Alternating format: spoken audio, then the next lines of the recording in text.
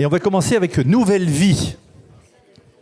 Alors pour les objets, c'est le recyclage, le reconditionnement, et pour les êtres humains, les citoyens, c'est se réorienter, c'est repartir de zéro, sortir de la précarité, voire de la misère, bref, redonner un sens à sa vie et prendre un nouveau départ. On a 3 invités, 3 experts avec 3 regards croisés qu'on vous propose, et c'est le principe de DPA, hein, c'est de croiser les regards et puis de mettre en perspective des thématiques.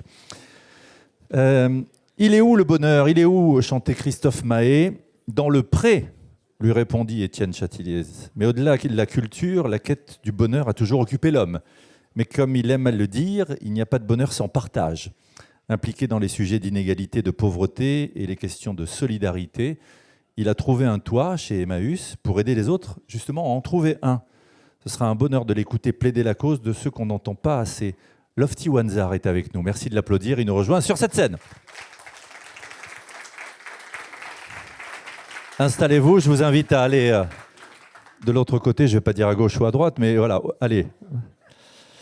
Les sujets de l'humain, du lien, l'ont toujours guidé aussi bien dans sa carrière professionnelle que dans ses engagements bénévoles. Depuis septembre, elle pilote la RSE, la conduite du changement, la transformation numérique et environnementale du groupe Emeis, ex-Orpea.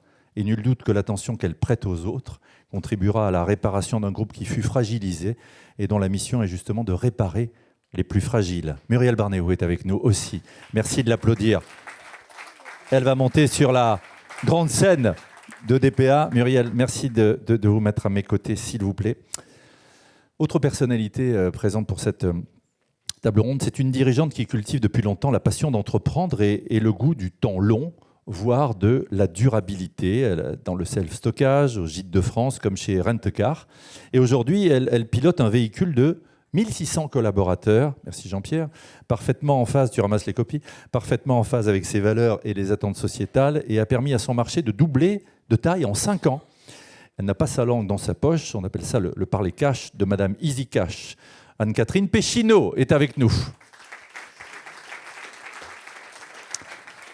Installez-vous. Alors Jean-Pierre a raison, ça permet de faire de belles photos quand on n'a pas le fameux badge. Voilà, saisissez-vous du micro. Merci Anne-Catherine Péchineau de vous installer. Nouvelle Vie, donc je le disais, cette thématique de cette première table ronde. Lofty Wanzar, je me tourne vers vous. Nouvelle Vie, c'est aussi donner un sens à sa vie, je le disais. La réparation, puisque c'est notre thématique globale. Les micros sont ouverts, hein, vous inquiétez pas. C'est un peu l'ADN d'Emmaüs, et ça fait quelques années que ça dure. Exactement, bonjour à toutes et à tous. D'abord, je voudrais remercier le groupe EGS pour l'invitation et Jean-Pierre Hulot, évidemment.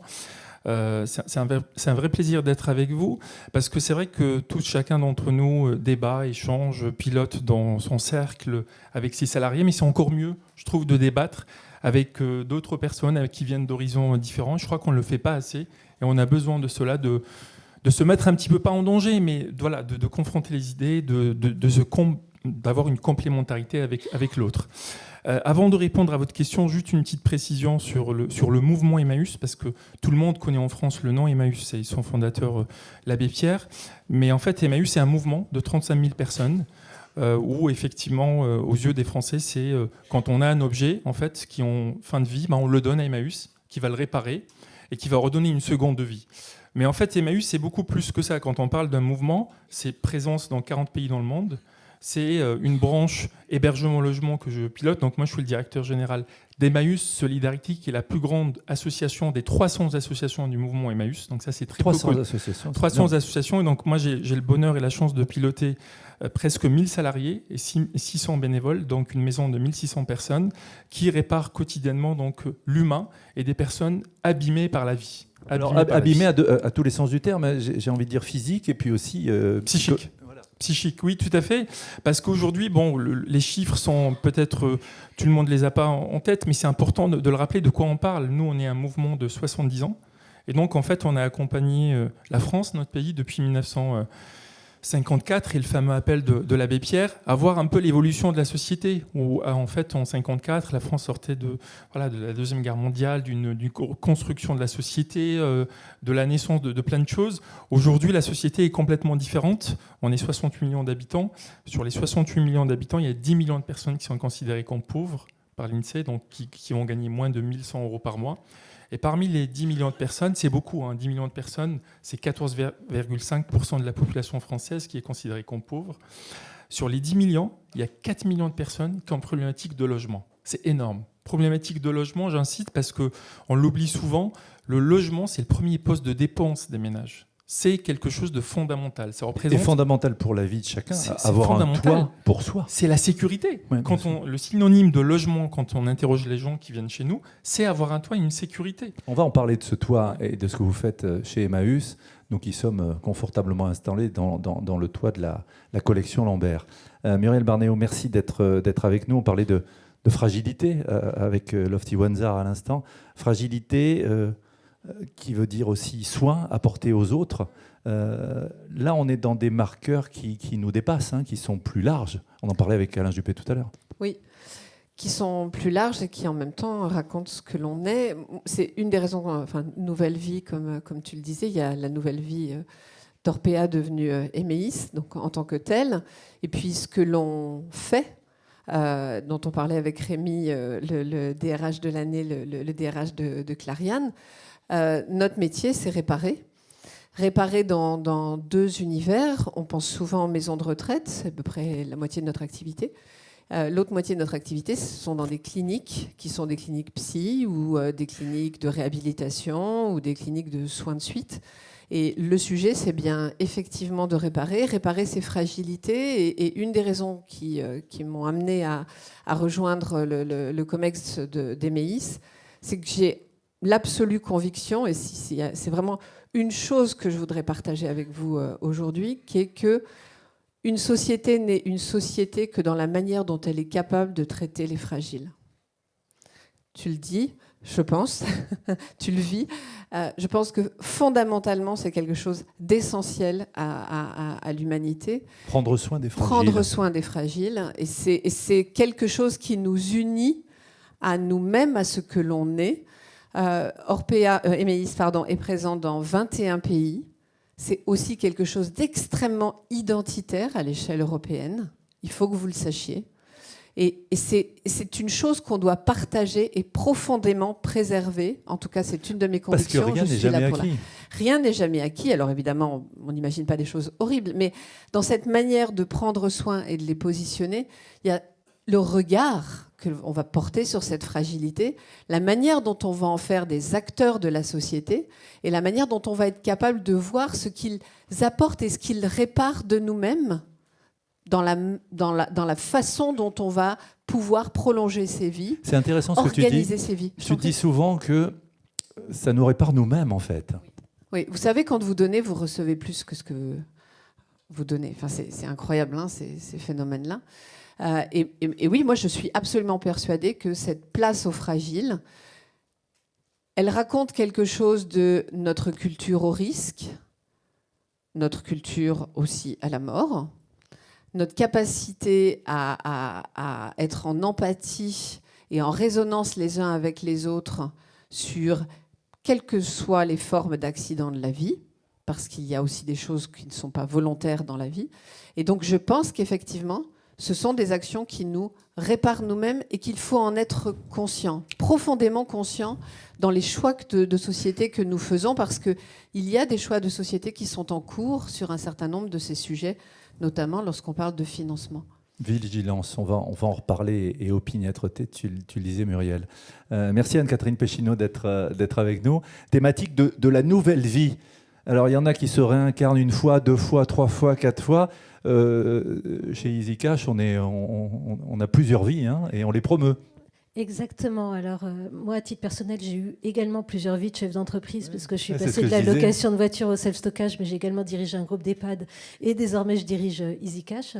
Donc, ce qui prouve que voilà, on peut se réparer, se réinventer en permanence. Et nous, Dans chez- EasyCash, il y a Easy. C'est facile. Hein. Oui, alors ça fait 20 ans qu'on donne une seconde vie aux produits, et quand on donne une seconde vie aux produits, qu'on allonge la durée de vie des produits, forcément on les répare, parce que ils n'arrivent pas tous en bon état. Et ça fait 20 ans qu'on fait ce métier-là avec une idée au démarrage, quand on a lancé EasyCash, enfin, l'économie circulaire, c'était pas hype, hein, maintenant tout le monde a ce mot-là à la bouche, mais c'était plutôt vu comme de la brocante, pas très tendance, et un peu dénigré quelque part. Ouais, des trucs un peu brinque-ballant. Voilà, Hein. et on a toujours eu l'envie de se dire qu'il ne fallait pas opposer la circularité à la paupérisation, et que même un produit bon marché devait être présenté de façon parfaite, et que ce n'est pas parce que le produit avait 2 vies, 3 vies ou 4 vies, parce qu'il y a certains téléphones qu'on vend par exemple 7 fois de suite, que ça doit être de 7 mauvaise fois, qualité. donc c'est 7e vie là. Oui, alors des iPhone 4 qu'on vend toujours, alors je prends cet exemple-là, la première fois qu'il a été vendu, il a été vendu comme un téléphone, et puis après, les fonctionnalités diminuant, à la fin du fin, c'est un parent qui va l'acheter pour son enfant qui rentre en 6e, en étant très content d'avoir un téléphone qui permet de faire lecteur MP3 et puis de pouvoir appeler. C'est intéressant cette idée de transmission, en fait. Quelque part, il y a un objet qui parcourt le temps et qui est perméable aux affres du temps. Il y a quand même cette notion de confiance aussi, parce que vous le disiez, Anne-Catherine, les lettres de noblesse de la 2e, 3e, 4e vie, là, on y est. Hein, c'est dans l'air du temps, comme on dit. Mais il y a cette question de confiance que vous garantissez, j'imagine. Hein. Oui, alors nous, on a toujours eu à cœur de se dire que c'était pas parce que c'était, entre guillemets, de l'occasion, parce qu'on appelait ça de l'occasion avant, que ça devait être moins bien que le neuf. Donc on a toujours voulu avoir des magasins qui soient chalants, qui ressemblent finalement au code du neuf. Et on a toujours apporté des éléments de réassurance. Donc tous nos produits sont garantis 2 ans. On offre du satisfait remboursé 30 jours. On offre des certificats d'authenticité. On s'assure que les produits ont été contrôlés, vérifiés. Et ça fait partie, quelque part, d'une façon de pouvoir rendre la seconde vie désirable à tous, parce que si on veut allonger la durée de vie des produits, il faut que vous ayez, vous, dans la salle, envie d'en acheter ou d'en offrir à vos proches, et vous ne le ferez que si vous êtes en totale confiance sur le fait que le produit ne va pas tomber en panne. Certificat, donc. Je me tourne vers vous, Lofty Wanzar. Certificat de non-vulnérabilité. On vous considère souvent comme les toubibs du social. Hein. On parlait tout à l'heure de l'insertion, de donner un nouveau sens à sa vie, une nouvelle vie. Comment est-ce que vous vous y prenez? Puisque vous le disiez tout à l'heure, on connaît Emmaüs sans trop connaître. Si on entre dans les coulisses. Je dirais qu'on est peut-être un peu le dernier filet de sécurité. C'est-à-dire qu'en fait, on va accueillir des gens rejetés de partout. Donc c'est intéressant déjà de partir de là. Et parfois, on se dit, en fait, c'est comme si on était un peu le réceptacle de l'échec de plusieurs politiques publiques ou d'échec de certaines choses qui n'ont pas fonctionné. Et en fait, on va avoir une espèce de cours des miracles, vraiment, cours des miracles. On part de très, très, très, très loin et on va essayer de commencer quelque chose. Quand je dis, en fait, on est le réceptacle de quelque chose, nous, on part, hein, on a un laboratoire social, et on voit aujourd'hui que les gens qu'on accueille, en fait, avant, on accueillait des hommes isolés, ce qu'on appelait, les gens connaissent, clochard, philosophe avec la barbe blanche, c'est plus du tout ça. Il y en a encore un peu, mais ça a beaucoup changé. Aujourd'hui, on accueille 14% de femmes, c'est quand même, ça doit nous interroger, des femmes victimes de violences, des femmes victimes de prostitution ou des femmes exilées qui arrivent. On accueille aussi des familles avec des enfants, parfois avec des bébés qui sortent de maternité avec 1 semaine de vie. C'est important de le signaler. Et j'ai envie de dire en fait que finalement, ce qu'on essaye de faire, nous, c'est comment leur redonner une dignité. Donc déjà, en fait, avant de parler d'outils, de logement, c'est en fait de les regarder comme êtres humains. Et ça, c'est important. Je crois que parfois, on l'oublie. Donc déjà, de leur dire, venez, posez-vous, reposez-vous, on va donner de la force. C'est ça ce qu'on essaye de faire. C'est en fait notre histoire, avant de parler de réparation, c'est une histoire de lien social. Et le lien social, en fait, il conditionne tout. Il conditionne la vie, il conditionne la relation avec son voisin, il conditionne la relation avec sa famille, il conditionne la relation avec son patron, il conditionne toute la vie. Cette histoire de lien social, elle est compliquée. Et le regard que nous, on pose sur la relation accompagnateur-accompagné, il est très important. Si vous partez du principe... Ça parle à Muriel, hein, forcément. Ouais, mais si vous partez du principe que vous êtes dans une transmission pure et dure en disant « je vais t'aider à faire tout et c'est moi le sachant », on se trompe. Par contre, si vous dites « moi, je vais contribuer », c'est comme le pêcheur, hein, avec le poisson. Oui, mais c'est important, je trouve. C'est comme la culture. Il n'y a pas une culture descendante. Allez, je vais vous donner des tickets pour aller voir le Louvre. Et c'est ça la culture. La culture, c'est aussi comment finalement on s'appuie sur l'autre et comment on le valorise. Parce qu'en fait, ce qu'on oublie souvent de dire, parce qu'on parle d'objets réparés, on parle d'humains qui fait des allers-retours entre la rue et le lieu d'hébergement, ce qu'on oublie, c'est que les gens qu'on accueille ont une histoire, quelle que soit, en savoir-faire et de nombreux talents. Et nous, notre métier, finalement, collectivement, c'est quoi ? C'est de révéler tout ça. Ben oui, c'est de tirer le fil et d'essayer de les aider à mieux avancer. Alors, moi, ce que je retiens, Lofty Wanzer, c'est que déjà, tout le monde peut basculer à un moment ou à un autre. Tout le monde peut basculer. Parce qu'on voit la typologie des personnes que vous évoquez. Hein, elle est peut-être loin de ce qu'on imaginait. Quels sont les outils ? Parce qu'il y a des outils multiples. Il y a le rapport à soi, l'intime. Il y a des actions protéiformes. Racontez-nous. Oui, juste sur tout le monde peut basculer. Alors, je ne veux pas faire peur, mais en tout cas, il y avait un sondage quelques années où les Français avaient vraiment peur de se retrouver à la rue. Parce qu'aujourd'hui, notamment dans les grands centres urbains, le loyer est cher, il suffit d'un divorce, d'une addiction, d'une maladie, d'un problème pour basculer à la rue. On va voir les amis, les copains, 6 mois, 1 an, et après, hop, on bascule à la rue. Donc nous, ce qu'on essaye de faire, c'est d'abord d'étudier les causes. Et on voit aujourd'hui que, par exemple, on a des jeunes qui viennent de province venir à Paris pour chercher l'Eldorado. Il n'y a pas d'Eldorado à Paris. Ils se retrouvent à la rue. Illusion perdue. On voit évidemment des populations primo-arrivantes qui ont fui des guerres ou des conditions économiques qui arrivent en France pour chercher refuge. Mais on voit aussi des petites retraites, des femmes et des hommes qui ont 800, 900 euros et qui n'y arrivent pas. Et qui n'arrivent Qu'est-ce pas. que vous faites concrètement ? Qu'est-ce qu'on fait ? Parce qu'il y a le toit, évidemment, il y a l'accès au droit. Alors, qu'est-ce qu'on fait ? En fait, on fait un accompagnement social global. Le toit, évidemment, en premier, qui est recherché, mais aussi, on va travailler sur les questions d'emploi. Par exemple, on a des jeunes ou des personnes qui ont décroché complètement. On a créé un dispositif qui s'appelle Premières Heures, travailler 5 heures, 10 heures par semaine pour réapprendre les gestes du quotidien. On va apprendre aux primo-arrivants la langue française qui est un héritage formidable, fort, culturel. Comment on maîtrise la langue, comment on refait les CV.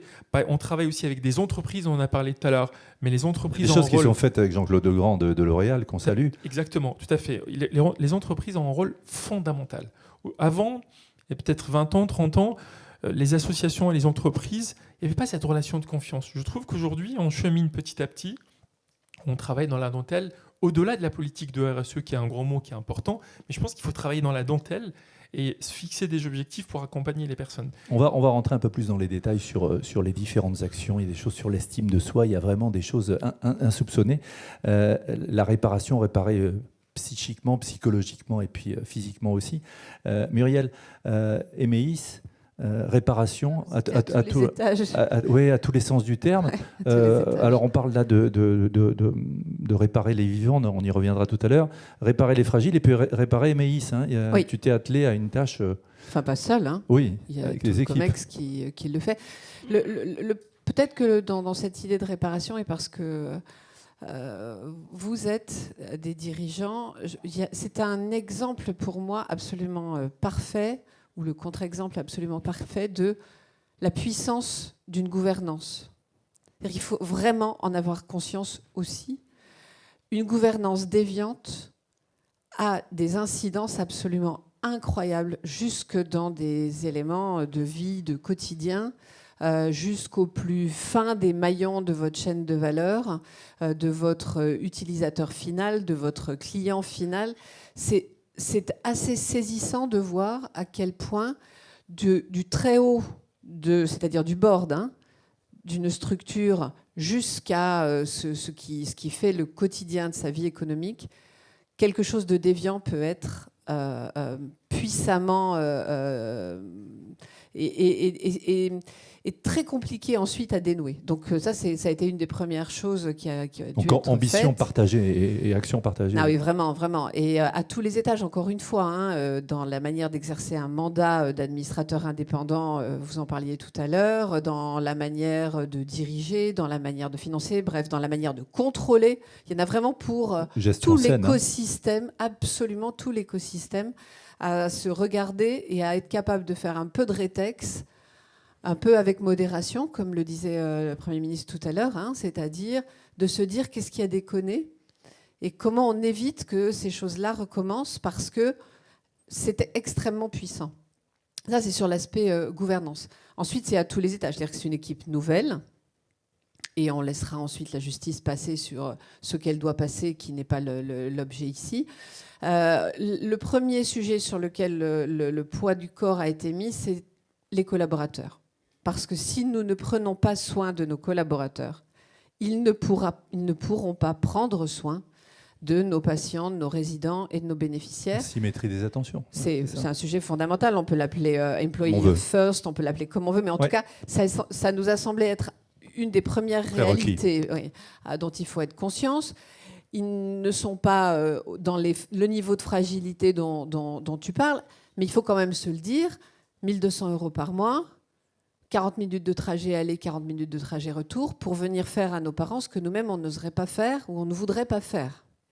C'est ça, leur quotidien. Ce qu'on ne veut pas voir. Ce qu'on ne veut pas voir, c'est ces invisibles, c'est la première ligne, enfin on les appelle un peu comme on et quand tu parlais des parents, ces parents qu'on ne veut plus voir. Ah ben, ces parents qu'on pousse un peu, parce que c'est quand même pas sympa, pas joli, la mort, ou en tout cas ce qui peut être annoncé comme la fin de quelque chose. Voilà. Et donc ça a été le premier sujet sur lequel ces 78 000 collaborateurs, Emeis, sur les 21 pays, ça a été le premier sujet sur lequel l'équipe est intervenue, à savoir des contrats qui ressemblent à des contrats, des packages sociaux qui ressemblent à des packages 13e sociaux, mois, par exemple. un 13e mois, des NAO, de la transparence dans les règles, parce que quand vous avez une gouvernance déviante, elle se joue aussi dans la manière dont vous jouez la transparence, des sujets de représentation sociale aussi, dans le côté rétablissement des symétries de pouvoir, capacité à négocier, capacité à signer des accords, juste capacité à, et puis évidemment tout ce qui va aller autour de l'entreprise apprenante, de la formation au geste et au bon geste, parce que il faut aussi se le dire, la société que nous voulons collectivement est une société qui nous a conduit à avoir aujourd'hui, en tant que collaborateurs, des personnes à qui on apprend le métier. Tu parlais du sujet RH, du sujet humain évidemment, de ceux qui prennent soin des autres, prendre soin des résidents aussi après. Oui. En corollaire, évidemment. Oui. Alors ça, c'est plus facile parce qu'il y a une chose incroyable qu'on partageait aussi avec Rémi, c'est vous ne pouvez pas imaginer l'engagement de ces collaborateurs qu'ils ont vissé au ventre pour venir bosser et faire ce qu'ils font, encore une fois, partout dans le monde. Ça vaut en Tchéquie, ça vaut en Pologne, ça vaut en Espagne, au Portugal, peu importe. C'est juste incroyable de trouver cette flamme-là. Donc le soin aux résidents, le soin aux patients, c'est moins difficile à éveiller ou à alimenter. Ce qui pour nous est un sujet très important, c'est ce que j'appelle la culture du signalement. Eh ben oui, ça c'est le plus dur. Oui. Culturellement, c'est d'ailleurs pas quelque chose, moi je l'ai vécu dans mes autres vies d'industrie de service, à la différence de ce qu'on peut trouver par exemple au Japon ou dans d'autres cultures de signalement du problème et du la qualité en fait. Welcome, voilà exactement, le welcome problems.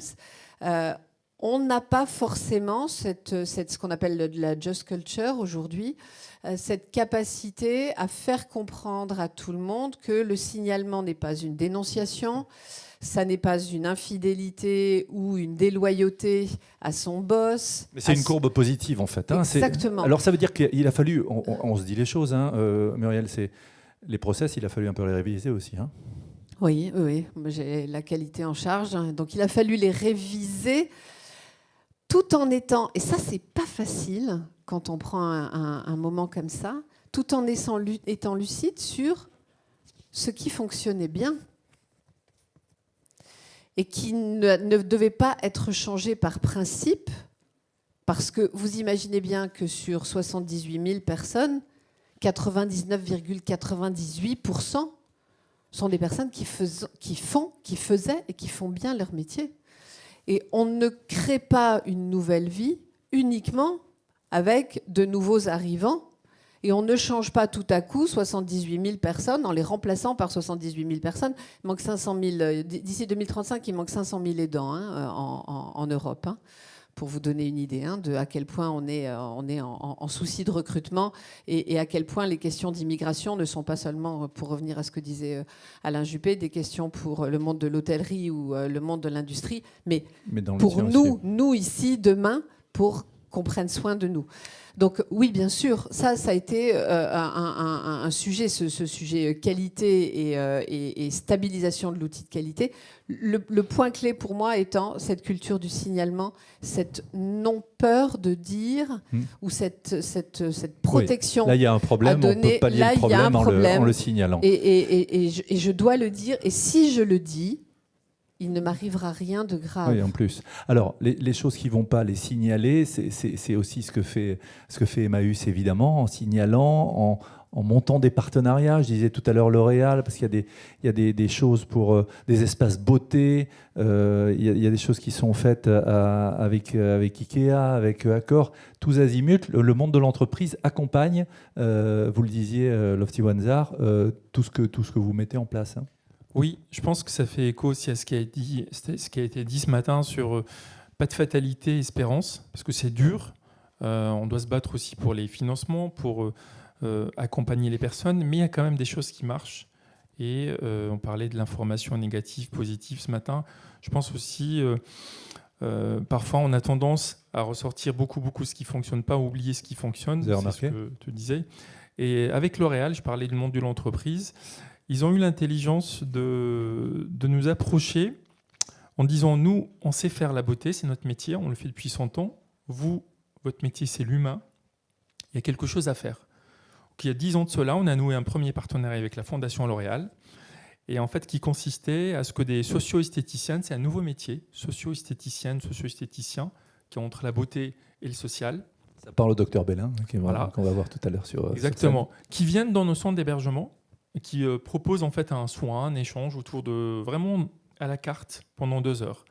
De fil en aiguille, on s'est dit, tiens, ça marche, les gens reprennent confiance et se sentent bien. On va créer le premier espace beauté en France. Génial. Et en fait, ce qu'on a fait, c'est que nous, on a 85 bâtiments, ce sont des centres d'hébergement.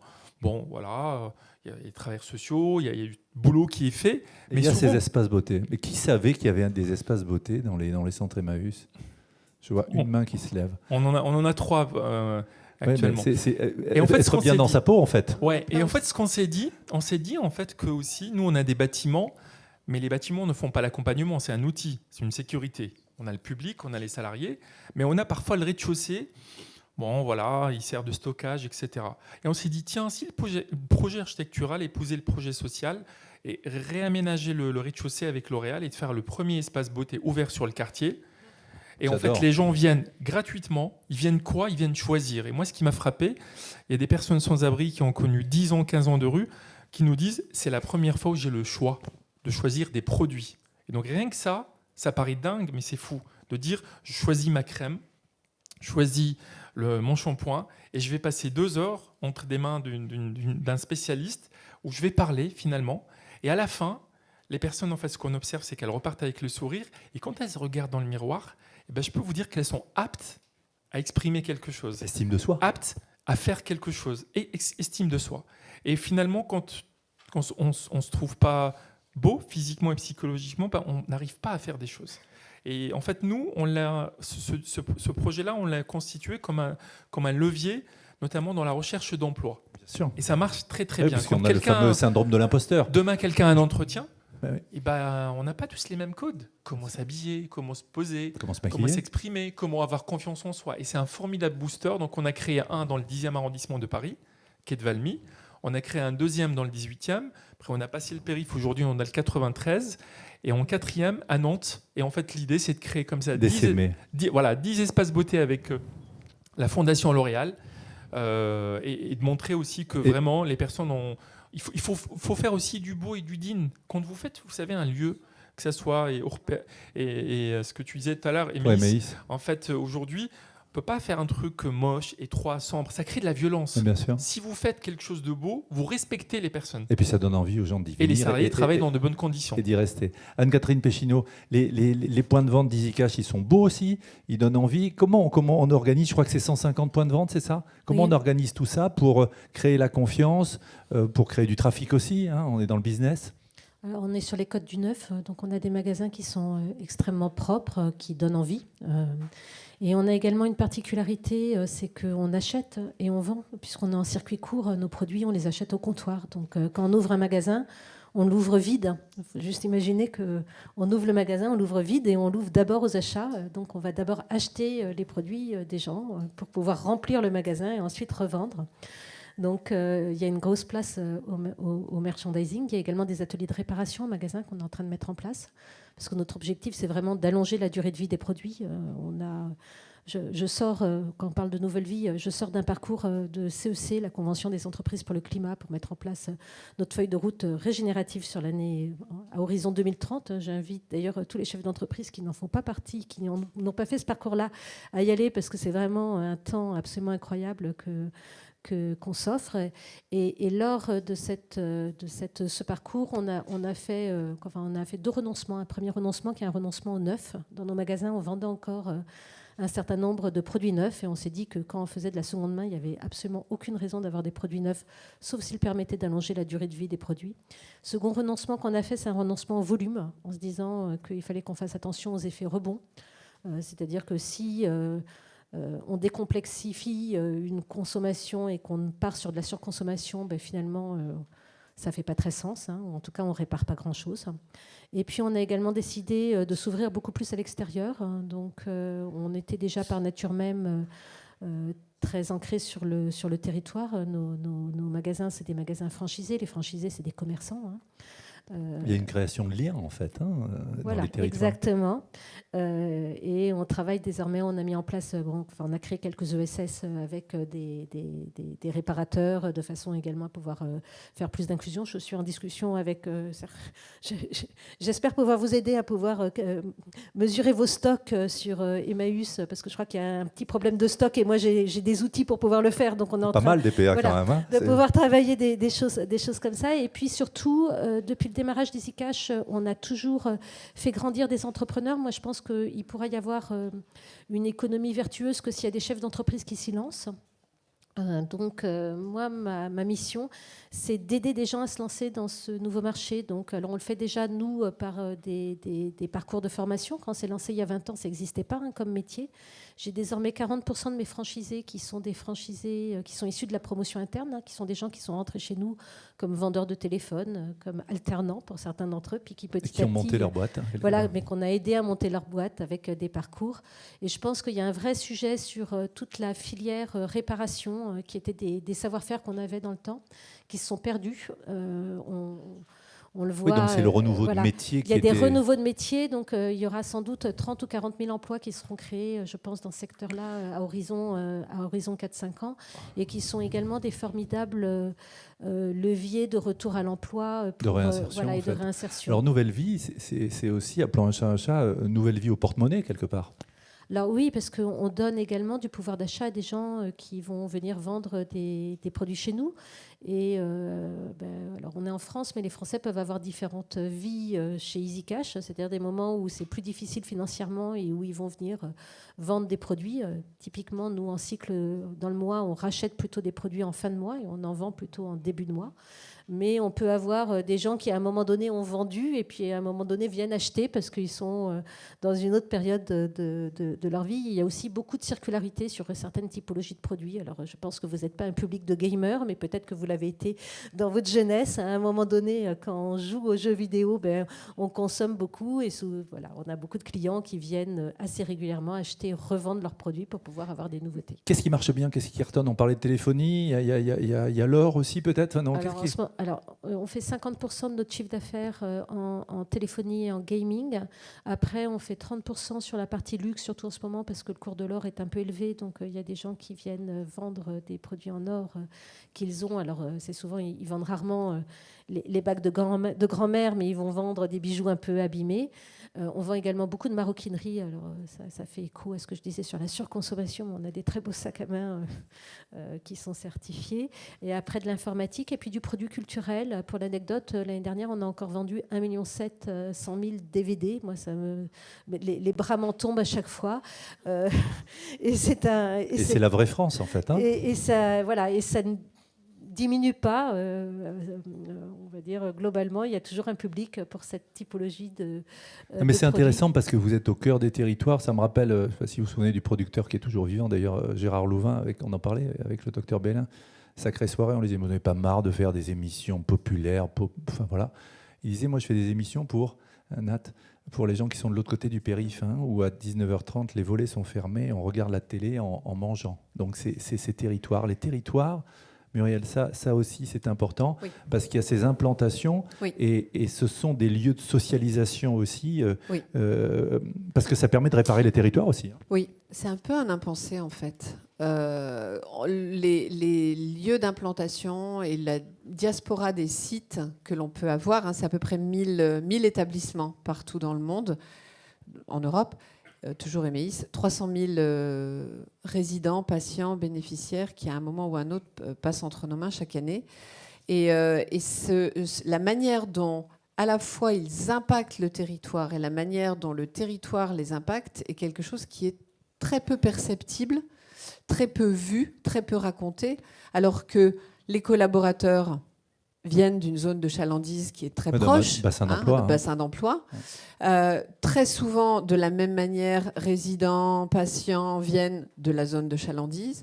Et tout le sujet pour moi aujourd'hui, c'est non seulement de le révéler, mais de s'ouvrir, c'est-à-dire de faire en sorte que les sites non seulement soient beaux, ils le sont par nature très souvent, mais que ce soit des sites dans lesquels on vient, y compris pour un club de bridge, pour ouvert sur la cité, pour venir chez le coiffeur, parce qu'il y a des coiffeurs et il y a aussi des endroits où on veut être beau, pour venir déposer des enfants à la crèche. Et ça n'est pas un rêve.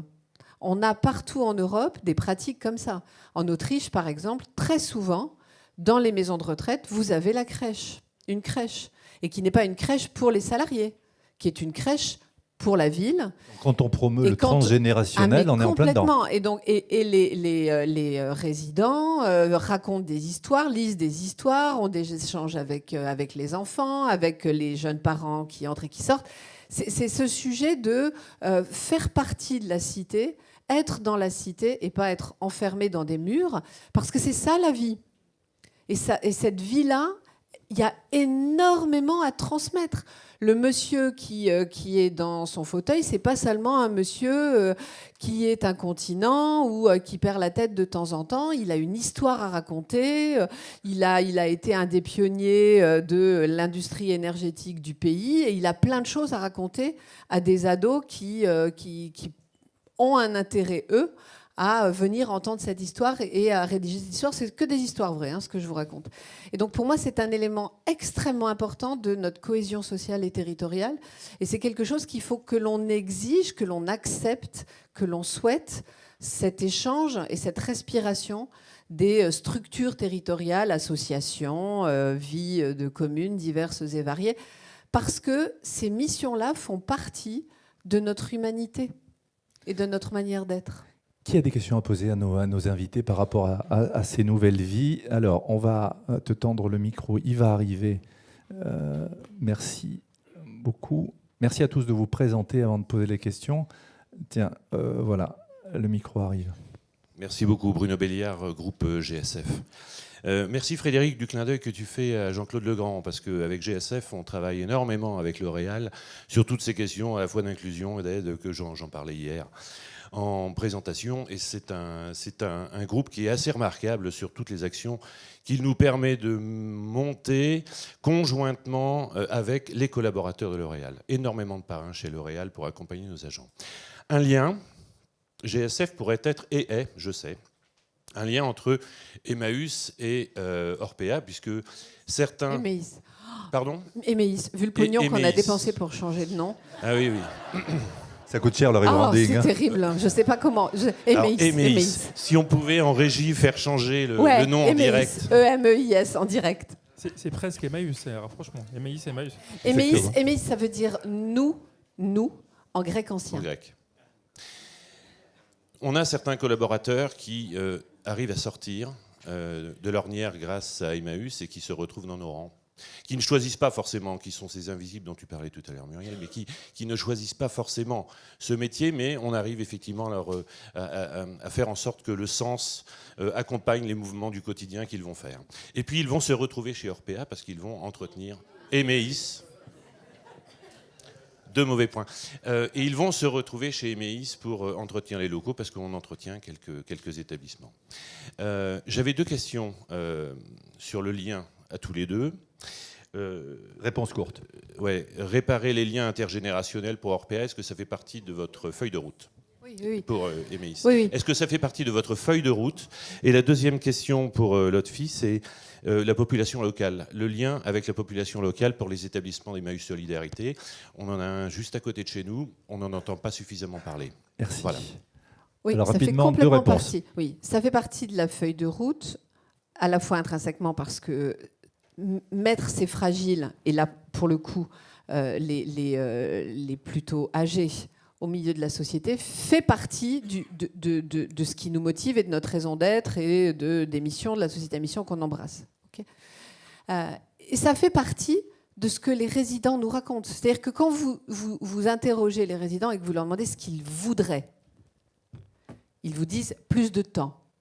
Plus de temps de qui? Des soignants, au sens large. Et pourquoi faire? Pour parler. Ils veulent raconter leur histoire. Ils veulent transmettre leur histoire. Parce que ne pas mourir, c'est transmettre cette histoire. Et donc, c'est ça l'intergénérationnel. Assurer la continuité. Assurer cette continuité. Et c'est capter ces histoires, écrire ces histoires, porter ces histoires, enregistrer ces histoires et diffuser ces histoires, non seulement dans les familles, et surtout les familles, mais plus largement au sein d'une communauté, parce que ce sont nos histoires aussi à nous. Et ça fait grandir la société. Lofty. Ouais, c'est une très bonne question. Je ne sais pas quel est le centre que tu évoques. C'est un très bon exemple. Nous, en fait, en interne, on dit qu'on est en fait des amoureux de l'autre. Et en fait, l'être humain, finalement, c'est un trois quarts. C'est sa vie, son histoire, ce qu'il va chercher. Mais il peut se compléter qu'à travers l'autre. Et partant de ce principe-là, en fait, on essaye de créer une relation, pas d'accompagnateur accompagné, mais aussi de donner ce pouvoir d'agir aux personnes. Et ce qui nous importe, c'est pas juste de faire des hébergements ou des dortoirs. On n'est pas là pour ça. On est là pour finalement permettre aux gens de devenir citoyens.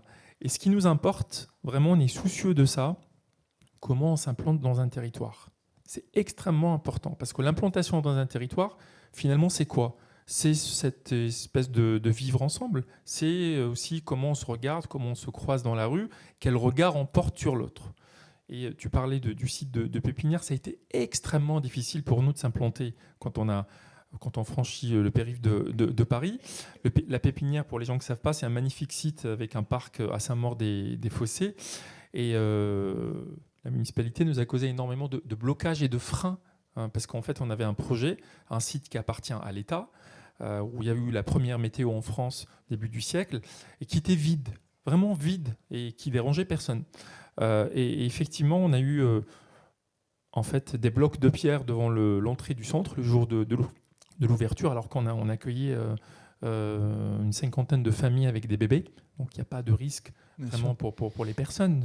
Mais là, le centre est ouvert. Le centre est ouvert. Moi, ce que je vous propose, c'est tous les deux d'échanger pour voir comment vous pouvez créer non, mais juste, des ponts. Juste 30 secondes. Ouais. En fait, le centre a ouvert, on a eu des difficultés. L'ironie de l'histoire, c'est que 3 ans après l'ouverture de centre, tous les habitants qui étaient autour, très remontés, sont devenus bénévoles. Et on a 50 personnes qui sont bénévoles, des médecins, des ingénieurs qui viennent donner des cours de français, des médecins qui viennent soigner gratuitement, et ça se passe très bien. Donc ça irrigue et ça dynamise. Bravo. Merci à vous trois. Merci Muriel, merci Lofty, merci Anne-Catherine. Merci à vous d'avoir été avec nous pour parler de cette nouvelle vie, première thématique, premier angle de cette thématique de réparer